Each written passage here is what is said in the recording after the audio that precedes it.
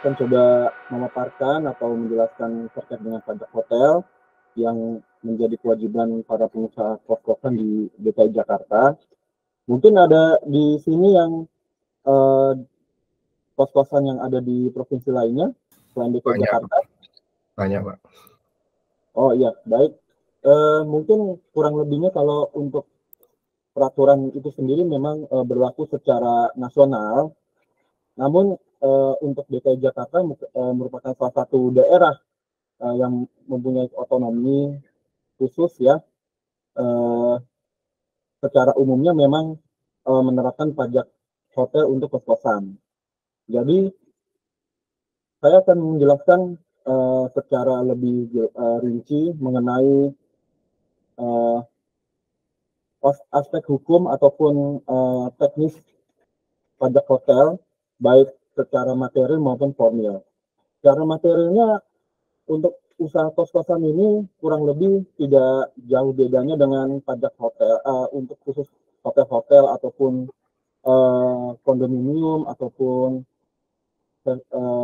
motel, terus ada cottage ataupun untuk wisma.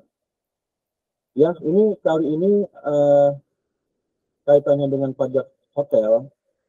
Usaha kos-kosan di DKI Jakarta itu sendiri memang kebanyakan memang sudah dilakukan pemungutan pajak hotel. Namun barangkali ini menjadi insight untuk Bapak Ibu sekalian yang berada di luar DKI Jakarta agar mengetahui sejauh mana sih penerapan pajak hotel untuk usaha rumah kos. Baik, selanjutnya. Ya, saya akan mencoba memaparkan sedikit saja tentang profil pendapatan asli daerah di Provinsi DKI Jakarta. Jadi, di Provinsi DKI Jakarta itu, pajak daerah merupakan komponen utama pendapatan asli daerah. Komponen utama yang merupakan salah satu tulang punggung ataupun penopang untuk APBD pendapatan di DKI Jakarta. Nah, ini kita bisa lihat di slide ini. Pada tahun 2022 kemarin total pajak daerah yang berhasil dikumpulkan oleh pemerintah Provinsi DKI Jakarta itu mencapai kurang lebih 40,27 triliun yang memiliki komposisi mencapai 88,2% dari total PAD yang sebesar 45,64 triliun. Kita bisa lihat bahwa pajak daerah di DKI Jakarta itu merupakan faktor terpenting dalam pembangunan di DKI yang dominasinya itu cukuplah signifikan dibandingkan provinsi lainnya, karena di DKI Jakarta itu sendiri tidak mengandalkan dana alokasi umum maupun dana alokasi khusus yang diberikan oleh pemerintah pusat. Kita bisa lihat perkembangan komposisi PAD DKI Jakarta dari tahun 2018 sampai 2022. Ini kita bisa lihat grafiknya, Bapak Ibu sekalian. Dari tahun 2018 itu ada peningkatan sampai dengan 2019. Di tahun 2019 cukup tinggi, namun pada tahun 2020 karena ada pandemi COVID-19, kita mengalami kontraksi. Jadi dari sektor ekonomi sedang terpuruk pada saat itu. Kemudian di tahun 2021 mengalami pemulihan sedikit hingga tahun 2022 yang bisa secara grafik bisa mencapai perolehan di tahun 2019. Oke, next. Baik Bapak Ibu sekalian, kita akan coba mengupas aspek hukum yang terkait dengan pajak hotel. Pajak hotel itu sendiri merupakan amanat dari Undang-Undang Nomor 28 Tahun 2009 tentang pajak daerah dan retribusi daerah. Nah, undang-undang ini merupakan salah satu dasar hukum tertinggi di negara kita. Kemudian diturunkan di level provinsi berupa Peraturan Daerah Provinsi DKI Jakarta Nomor 6 Tahun 2010 tentang ketentuan umum pajak daerah. Khususnya untuk pajak hotel, peraturan yang terkait dengan pemajakan hotel itu sendiri adalah Peraturan Daerah Provinsi DKI Jakarta Nomor 11 Tahun 2010 tentang pajak hotel, dan secara teknis diatur melalui Peraturan Gubernur Nomor 193 Tahun 2014 tentang petunjuk pelaksanaan pemungutan pajak hotel. Oke, next. Oke, sekarang kita akan mencoba melakukan mengupas tuntas mengenai peraturan pajak hotel. Definisi pajak hotel itu sendiri adalah pajak yang dilakukan atau dipungut atas pelayanan yang disediakan oleh hotel.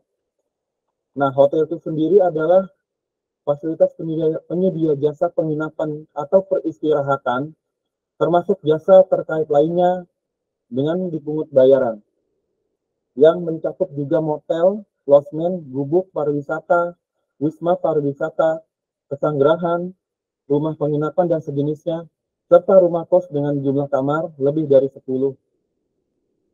Kita bisa lihat bahwa pajak hotel itu merupakan salah satu pajak yang sangat penting di DKI Jakarta. Banyak usaha hotel atau sejenisnya, termasuk motel, losmen. Mungkin kalau di DKI Jakarta ada sedikit gubuk pariwisata, kemudian wisma pariwisata, pesanggerahan, rumah penginapan pun juga dikenakan pajak hotel. Bahkan rumah kos dengan jumlah kamar lebih dari 10 itu dipungut pajak hotel. Pajak hotel yang sesuai dengan definisi yang ada di Perda nomor 11 tahun 2010 itu memang sudah tercantum di Undang-Undang nomor 28 tahun 2009. Sehingga di Provinsi DKI Jakarta itu hanya menurunkannya saja, namun kita juga punya kebijakan yang bersifat khusus terkait dengan pemungutan pajak hotel itu sendiri, khususnya di ketentuan mengenai rumah kos dengan jumlah kamar lebih dari 10 itu merupakan salah satu objek pajak hotel yang wajib untuk dipungut pajak hotel. Next. Baik, kita akan mencoba untuk melihat unsur material dari Peraturan Daerah Nomor 11 Tahun 2010 tentang pajak hotel. Nah, di sini ada 3 poin penting dalam peraturan pajak daerah, khususnya pajak hotel. Nah, untuk objek pajak hotel itu sendiri, definisinya itu adalah pelayanan yang disediakan oleh hotel. Nah, di sini sudah dijelaskan dalam undang-undang maupun di Perda bahwa pelayanan yang disediakan oleh hotel dengan pembayaran, termasuk jasa penunjang sebagai kelengkapan hotel, yang sifatnya memberikan kemudahan dan kenyamanan, termasuk fasilitas olahraga, hiburan dan persewaan, ruangan di hotel yang disewakan oleh pihak hotel. Kemudian, khususnya untuk hotel-hotel berbintang ataupun hotel kelas melati, biasanya ada jasa penunjang, Bapak Ibu sekalian. Jasa penunjang yang menjadi objek pajak hotel itu sendiri adalah fasilitas yang disediakan oleh hotel, fasilitas yang melekat pada usaha hotel itu sendiri. Di antaranya fasilitas telepon, faksimili, telex, internet, fotokopi, pelayanan cuci, setrika, transportasi, dan fasilitas jenis lainnya yang disediakan atau dikelola oleh hotel. Kemudian kita beranjak ke subjek pajak. Subjek pajak hotel itu sendiri adalah orang pribadi atau badan yang melakukan pembayaran kepada orang pribadi atau badan yang mengusahakan hotel. Kemudian untuk wajib pajak itu sendiri adalah orang pribadi atau badan yang mengusahakan hotel. Nah, pajak hotel itu pasti ada dasar pengenaan, tarif, cara perhitungan, dan wilayah pemungutan. Dasar pengenaan, tarif, cara perhitungan, dan wilayah pemungutan itu merupakan salah satu unsur material dalam peraturan pajak daerah, khususnya pajak hotel. Nah, tidak mungkin bagi kami sebagai fiskus ataupun petugas pajak menentukan ataupun memungut pajak, khususnya pajak hotel, tanpa ada dasar pengenaan, tarif, cara perhitungan, dan wilayah pemungutan. Baik, akan saya jelaskan mengenai dasar pengenaan pajak hotel, yaitu jumlah pembayaran atau yang seharusnya dibayar kepada hotel. Jumlah pembayaran atau yang seharusnya dibayar kepada hotel itu berarti jumlah omset ataupun jumlah pembayaran yang diterima oleh konsumen. Jumlah omset atau jumlah pembayaran yang seharusnya dibayarkan oleh konsumen kepada hotel dan sejenisnya sesuai dengan definisi objek pajak yang tadi saya jelaskan. Kemudian, tarif pajak hotel yang ditetapkan oleh pemerintah Provinsi DKI Jakarta adalah tarif single ataupun tarif flat. Tidak ada tarif progresif seperti pajak kendaraan bermotor, yaitu tarifnya sebesar 10%. Kemudian cara perhitungannya cukup sederhana, yakni mengalihkan tarif dengan dasar pengenaan pajak hotel. Misalkan omset Bapak Ibu sekalian itu 10 juta. Nah, tinggal dikali 10%, 100 ribunya. Kalau misalkan praktik yang ada di lapangan, khususnya untuk hotel, biasanya hotel itu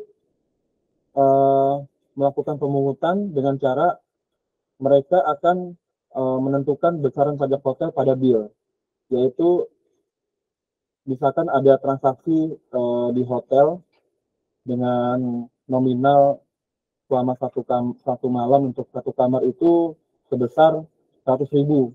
Berarti pajak hotelnya yang harus dibayarkan oleh konsumen adalah 10.000. Nah, yang dibayarkan total yang nanti akan dikolek oleh pihak hotel itu sebesar 110.000. Nah, kaitannya dengan ini, mungkin Bapak Ibu sekalian mungkin ada sebagian yang masih belum terbiasa dengan cara perhitungan pajak hotel. Sejatinya pajak hotel itu merupakan pajak yang sebenarnya seharusnya dibayarkan oleh konsumen. Misalkan seperti di restoran, Bapak Ibu sekalian membayarkan makanan atau minuman di restoran, membeli makanan dan minuman di restoran itu lalu dipungut pajak restoran. Nah, besarannya itu sudah ditentukan di dalam bill. Billnya itu misalkan tertera 10% juga seperti pajak hotel. Begitu pula dengan pajak hotel itu sendiri, pemungutannya itu seharusnya itu dari pihak konsumen itu termasuk sudah membayarkan pajak hotelnya. Misalkan dari Bapak Ibu sekalian tarif kamarnya itu sebesar 300.000 per bulan biasanya kalau standar di DKI ya. Nah, Bapak Ibu sekalian juga mengenakan pajak hotel sebesar 10% kepada pelanggan ataupun customer yang melakukan pemesanan atau penyewaan rumah kos-kosan. Misalkan harga tadi 300.000, berarti pajak hotel yang dipungut oleh Bapak Ibu sekalian itu 30.000. Berarti yang harus dibayar totalnya itu 330.000. Perhitungan pajak hotel, pajak restoran, pajak hiburan itu pajaknya itu dibayar oleh konsumen, bukan oleh pihak Bapak Ibu sekalian. Secara praktiknya seperti itu. Nanti akan kita coba adakan forum diskusi mengenai ini. Silakan Bapak Ibu melakukan mengajukan pertanyaan kepada saya. Mudah-mudahan saya akan mencoba untuk menjelaskan lebih dalam lagi. Nah, kemudian untuk selanjutnya, wilayah pemungutan dari pajak hotel itu sendiri adalah pajak hotel yang terutang yang dipungut di wilayah daerah tempat hotel berlokasi. Berarti kalau misalkan terkait dengan pemungutan di DKI Jakarta, berarti pajak hotel itu dipungut atas objek pajak yang berada di tempat hotel berlokasi. Berarti hanya dipungut di DKI Jakarta. Kita sebagai fiskus, sebagai aparat petugas pajak hanya memungut pajak hotel untuk usaha ataupun hotel-hotel dan sejenisnya yang berada di wilayah Provinsi DKI Jakarta. Nah, kemudian selanjutnya next. Oke, selanjutnya untuk masa pajak dan saat runtutan pajak. Masa pajak itu merupakan hal yang paling penting dalam pemungutan pajak daerah, khususnya pajak hotel. Kaitannya dengan ini, masa pajak yang ada di konsep pajak yang dipungut sendiri oleh wajib pajak itu adalah masa pajak yang dalam jangka waktu yang lamanya sama dengan 1 bulan takwim. Nah, bagian dari bulan yang dihitung itu 1 bulan penuh. Ini saya coba jelaskan secara lebih mendalam. Jadi, pajak hotel itu merupakan salah satu jenis pajak kategori self-assessment. Jadi, Fiskus melakukan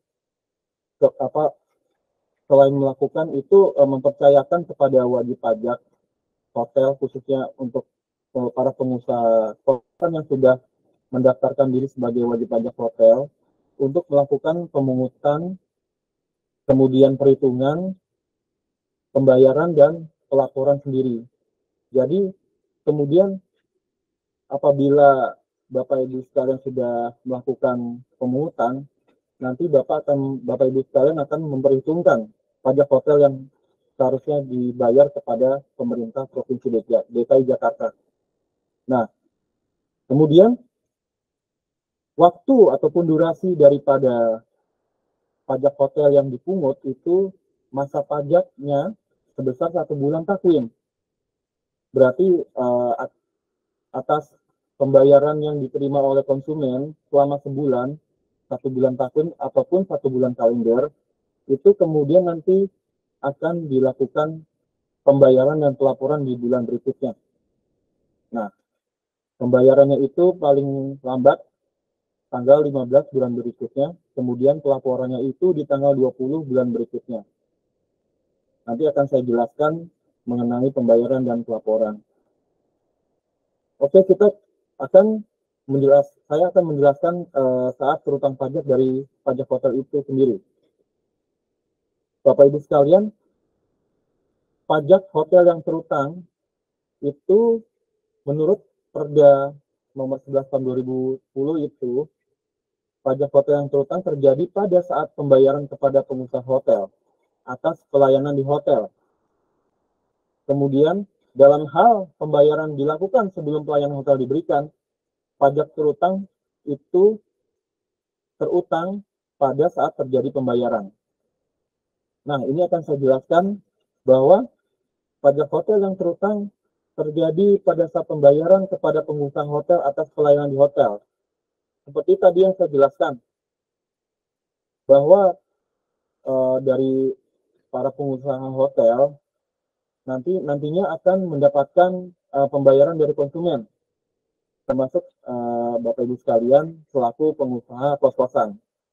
Nah, itu merupakan saat terutang pajak. Saat terutang pajak itu pada saat konsumen membayarkan sejumlah rupiah atau sejumlah nominal kepada pihak Bapak Ibu sekalian. Nah, selanjutnya pada saat pembayaran itu sekaligus juga memungut pajak hotel. Misalkan katakanlah ada konsumen yang membayar kamar sejumlah Rp300.000 untuk 1 bulan. Nah, Rp300.000 itu seharusnya juga dilakukan perhitungan perkalian tarif dan dasar pengenaan pajak tadi, yaitu 10% dikali 300.000, yaitu sebesar 30.000. Nah, nanti konsumen itu akan membayarkan pajak beserta dengan pembayarannya itu sejumlah Rp330.000. Nah, nanti secara sederhananya 30.000 itu merupakan uang titipan konsumen ataupun uang titipan dari pelanggan ataupun tamu hotel maupun kos-kosan yang seharusnya dibayarkan kepada pemerintah Provinsi DKI Jakarta. Nah, untuk poin yang kedua, dalam hal pembayaran dilakukan sebelum pelayanan hotel diberikan, pajak hotel terutang pada saat pembayaran. Nah, berarti pada saat pelayanan hotel itu belum diberikan, berarti Bapak Ibu sekalian sudah tahu, sudah paham pastinya di istilah hotel ada pembayaran yang dilakukan sebelum pelayanan hotel diberikan. Nah, itu pajak terutangnya terutang pada saat terjadi pembayaran. Next.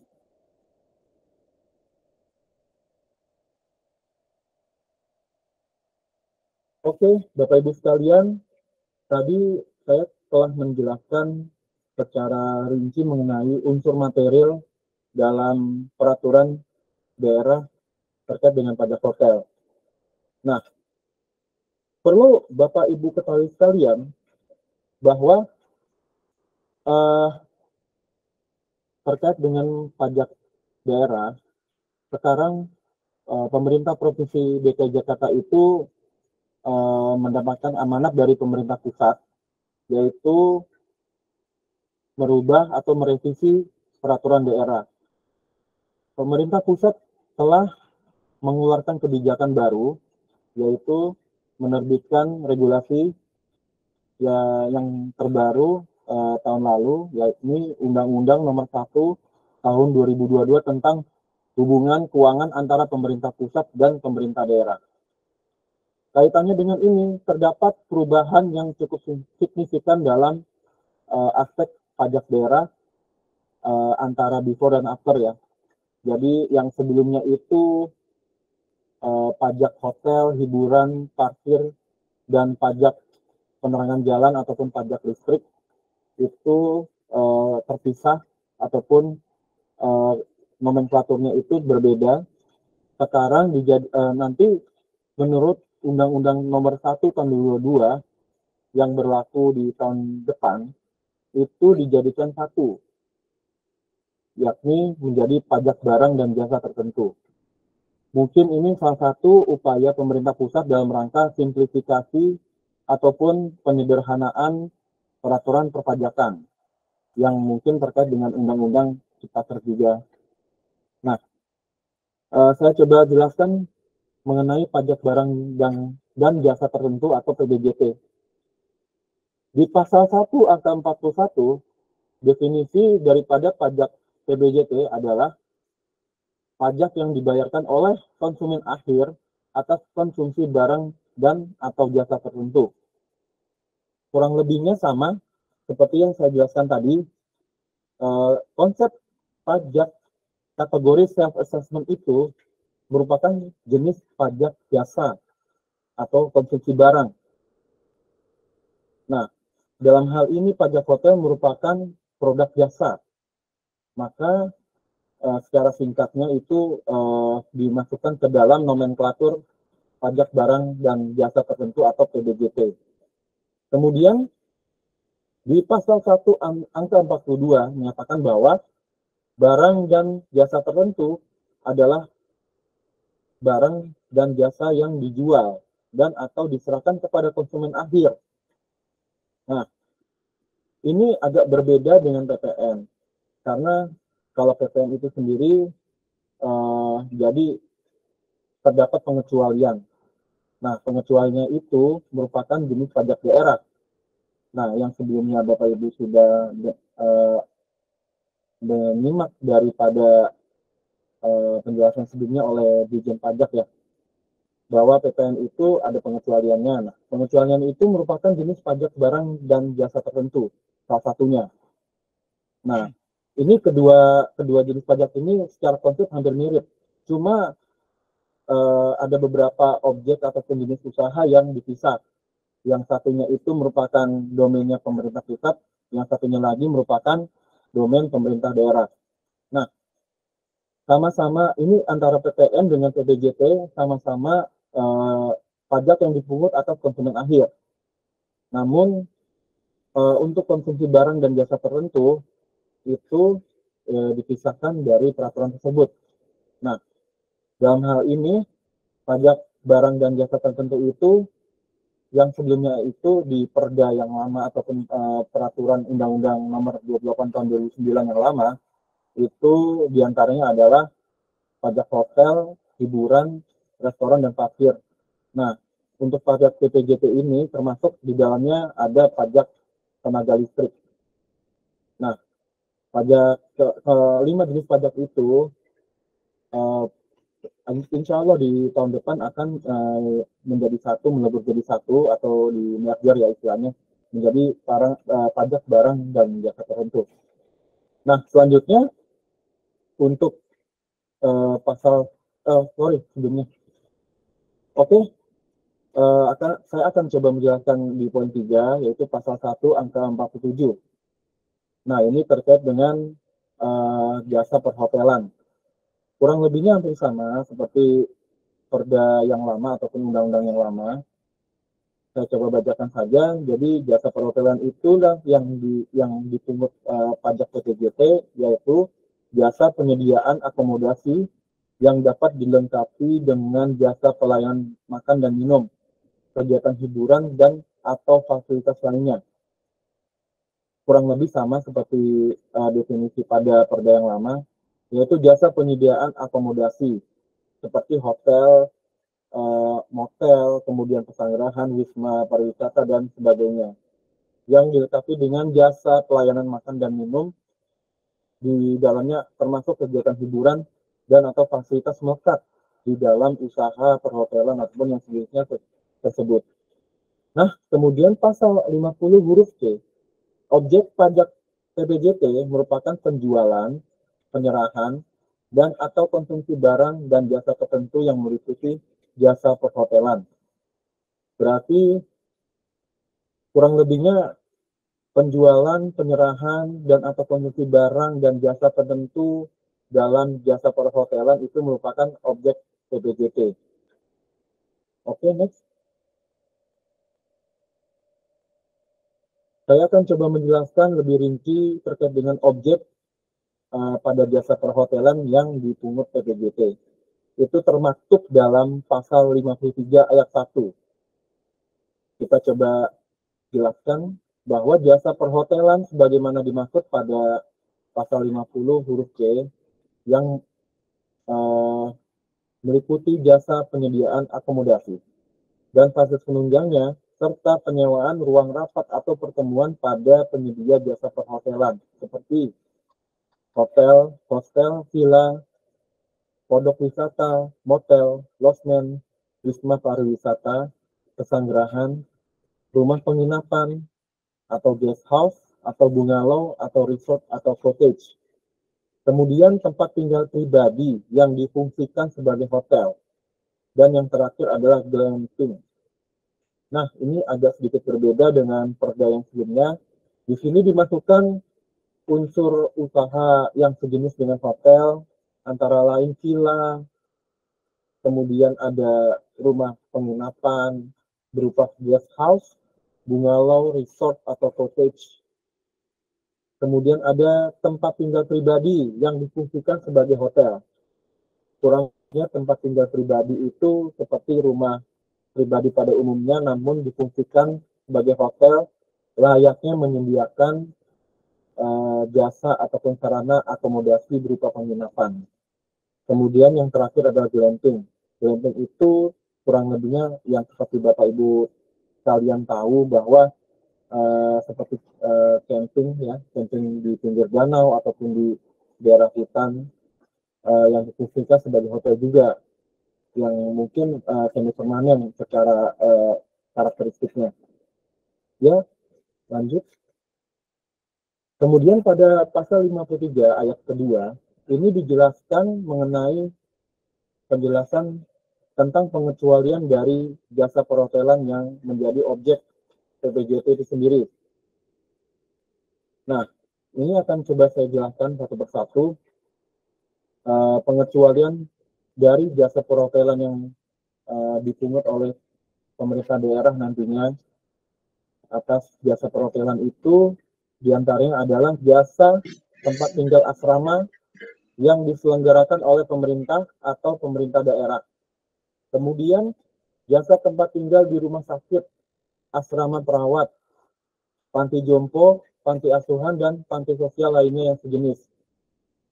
Kemudian ada jasa tempat tinggal di pusat pendidikan atau kegiatan keagamaan. Kemudian jasa biro perjalanan atau perjalanan wisata, dan yang terakhir adalah jasa persewaan ruangan untuk diusahakan di hotel.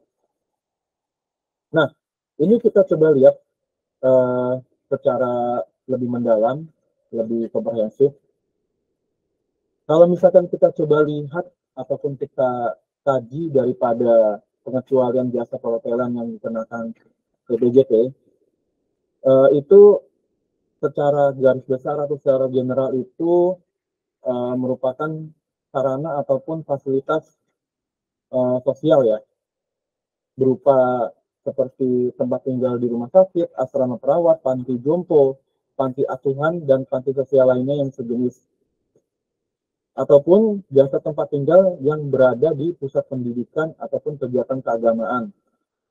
Berarti ini kurang lebihnya yang kita ketahui bersama, misalkan ada tempat tinggal seperti asrama, ataupun rumah penginapannya yang diperuntukkan untuk siswa, murid, ataupun mahasiswa, kemudian untuk santri, itu tidak dikenakan PPJT.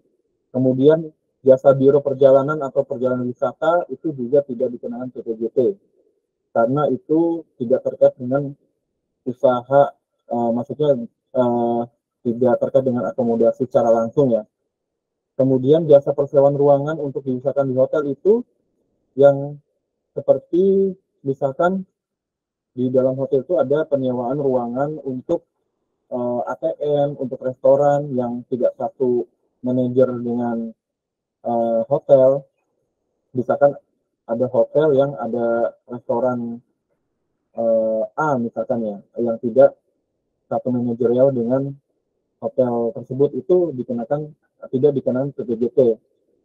Nah, itu juga termasuk jasa sewa ruangan untuk misalkan ada kegiatan-kegiatan lain yang tidak terkait dengan usaha hotel, itu tidak dipungut PPJT.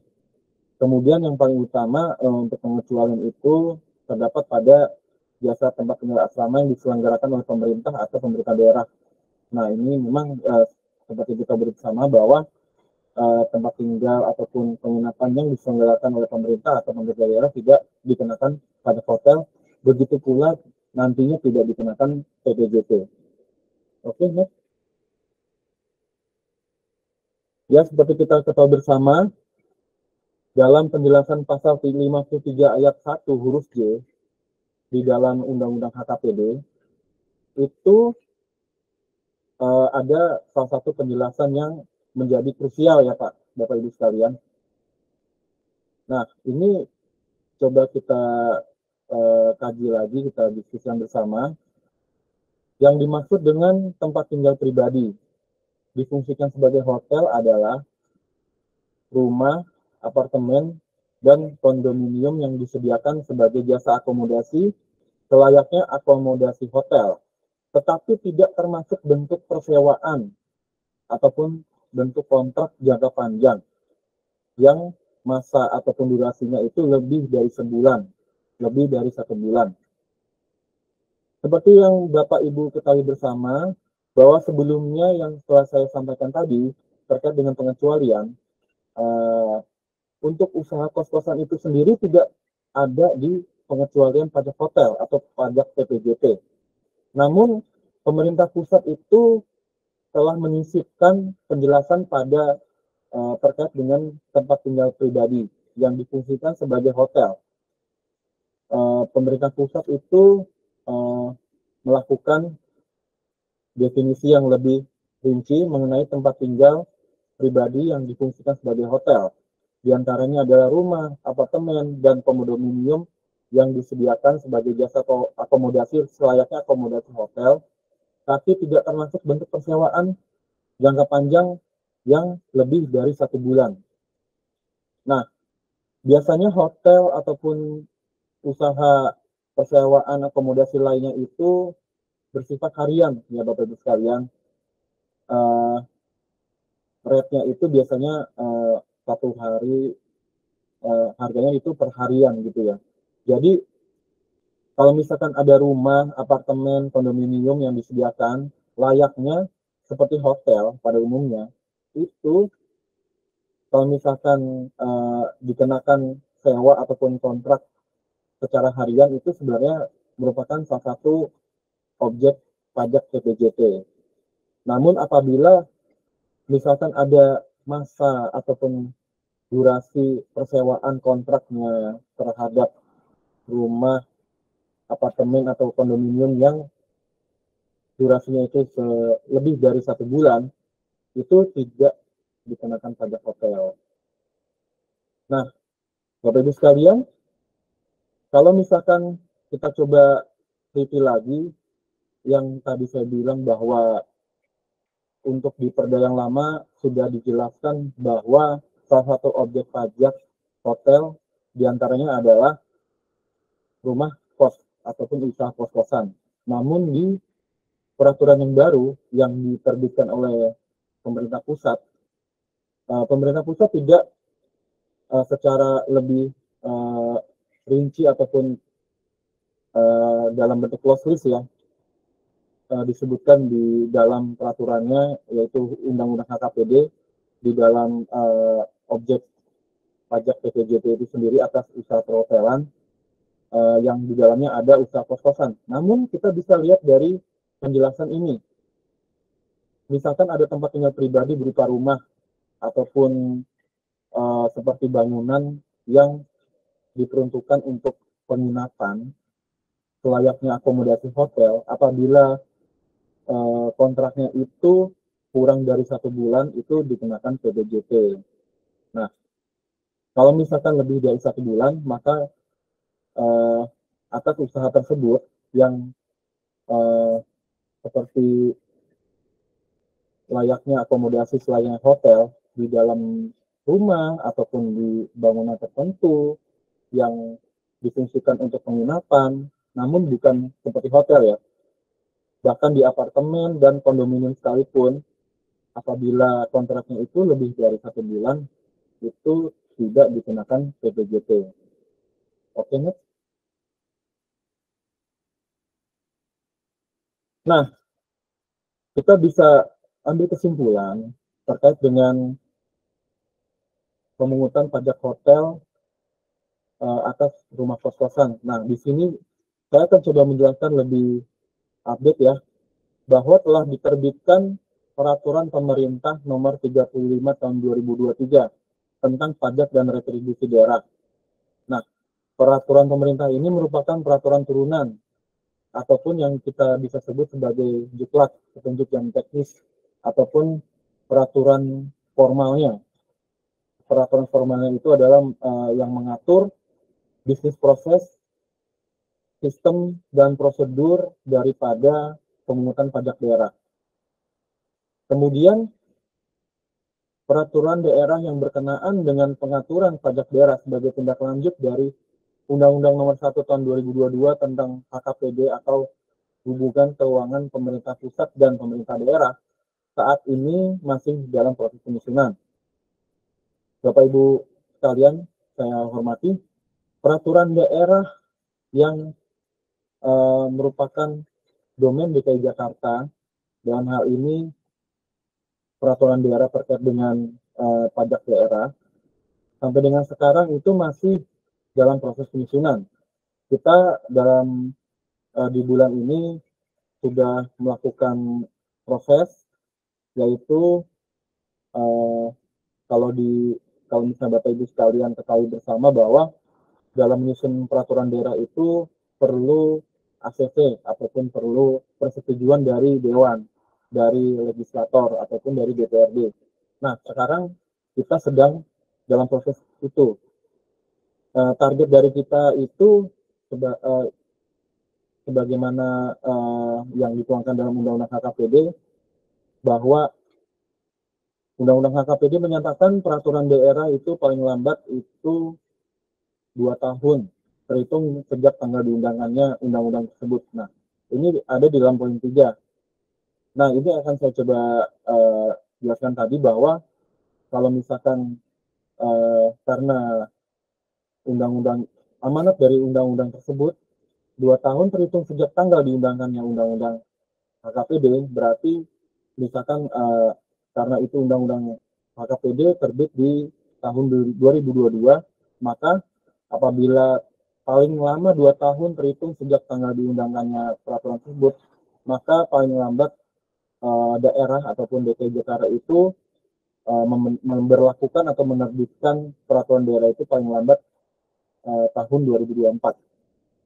Nah, maka daripada itu sampai dengan sekarang proses penyusunannya itu sudah sampai DPRD, sudah dalam proses penyusunan ataupun proses yang ada di dalam legislator gitu. Jadi kemudian ini kita coba bacakan saja poin ketiga. Nah, pajak hotel masih dipungut terhadap penyedia jasa penginapan ataupun peristirahatan termasuk jasa terkait lainnya yang mencakup juga hotel, lodgement, gubuk pariwisata, wisma pariwisata, kemudian pesanggrahan, rumah penginapan dan sejenisnya, serta rumah kos dengan jumlah kamar lebih dari 10. Oleh karena itu, mengacu pada pasal 187 huruf D Undang-Undang Nomor 1 Tahun 2022 tentang HKPD yang berbunyi bahwa Perda mengenai pajak dan retribusi yang disusun berdasarkan Undang-Undang Nomor 28 2009 tentang pajak daerah dan retribusi daerah masih tetap berlaku paling lama 2 tahun terhitung sejak tanggal diundangkannya undang-undang ini. Nah, Bapak Ibu sekalian, perlu diketahui bersama bahwa sampai dengan sekarang Pemprov DKI Jakarta, dalam hal ini Bapenda Provinsi DKI Jakarta, masih melakukan pemungutan pajak hotel terhadap usaha kos-kosan. Karena di sini sudah dijelaskan bahwa Undang-Undang HKPD yang terbit di tahun 2022 itu, selama perdanya itu belum disusun, maka perda yang masih berlaku adalah perda yang lama, yaitu Perda Nomor 11 tahun 2010, yaitu Perda Pajak Hotel. Sesuai dengan penjelasan yang tadi saya sampaikan bahwa apabila Bapak Ibu sekalian yang merasa bahwa usaha kos-kosan itu sudah tidak dikenakan lagi pajak hotel, itu kurang lebihnya akan dilakukan pada tahun depan. Namun pada tahun ini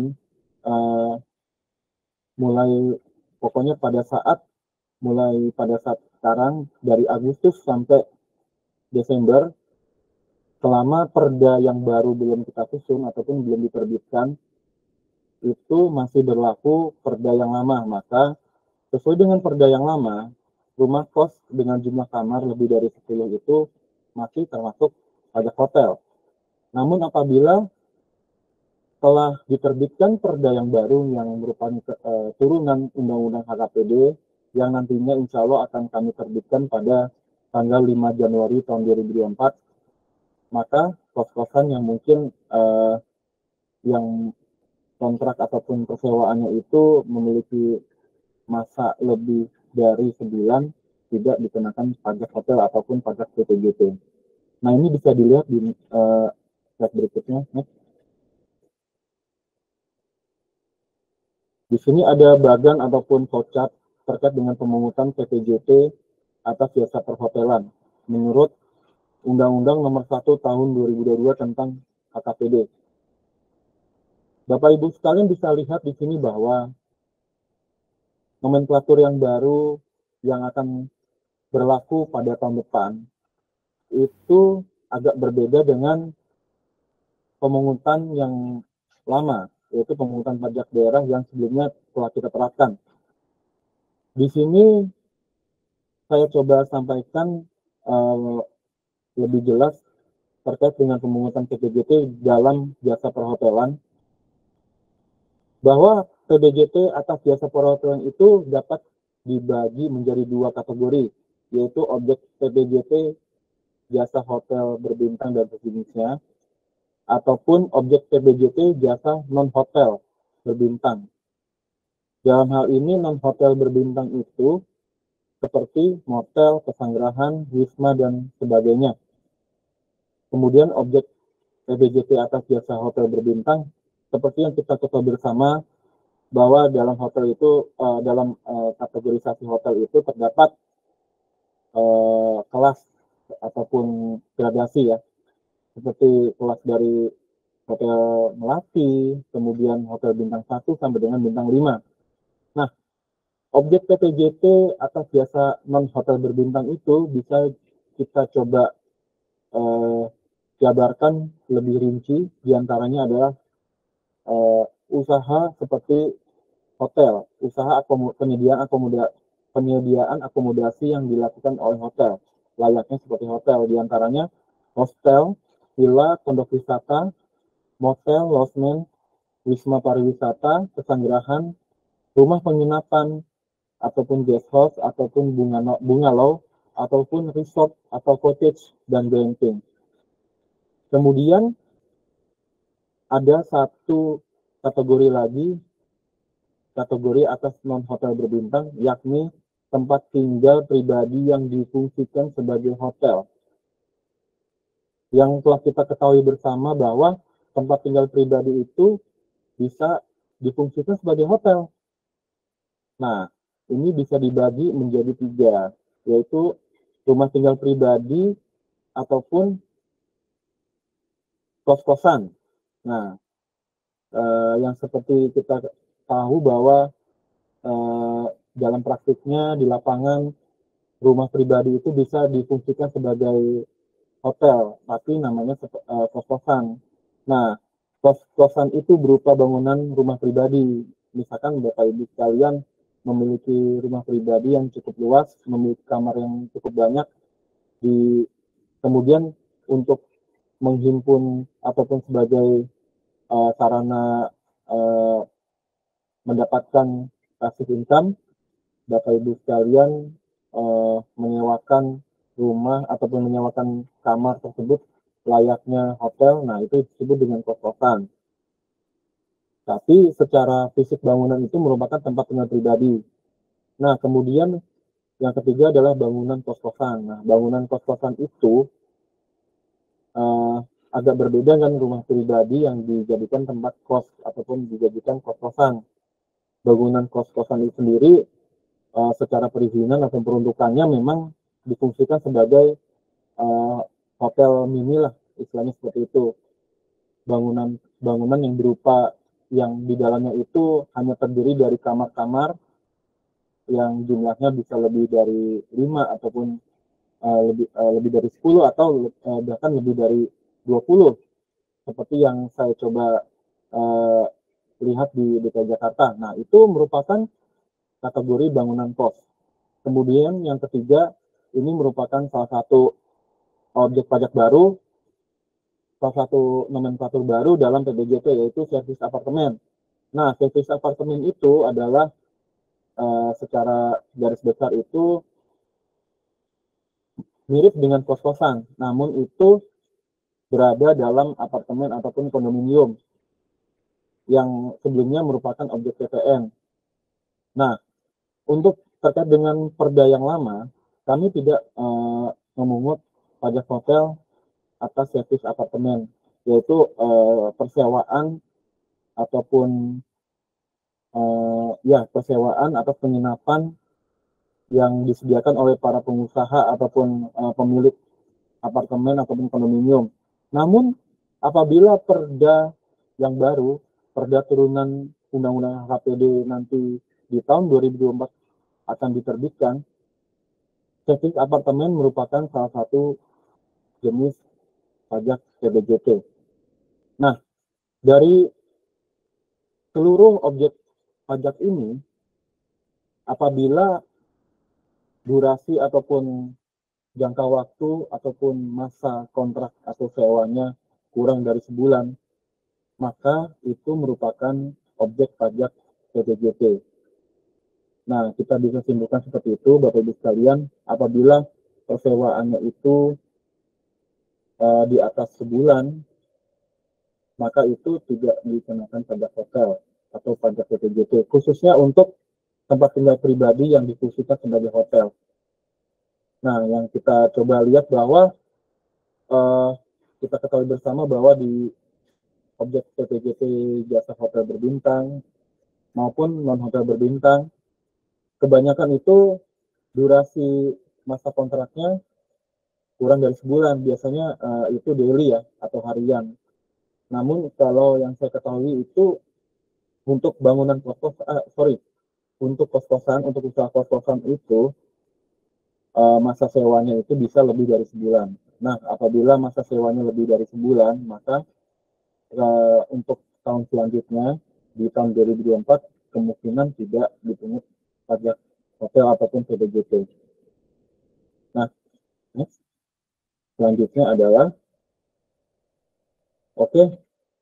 apabila Bapak Ibu sekalian masih kurang jelas ataupun masih ingin bertanya lebih detail, ataupun Bapak Ibu ingin mendapatkan pelayanan dari kami terkait dengan pemungutan pajak hotel atau pajak daerah lainnya, Bapak Ibu sekalian bisa menghubungi kami di kontak center di angka 1500177 atau call center Bapenda DKI Jakarta yang emailnya adalah callcenter.pajakdki@jakarta.go.id.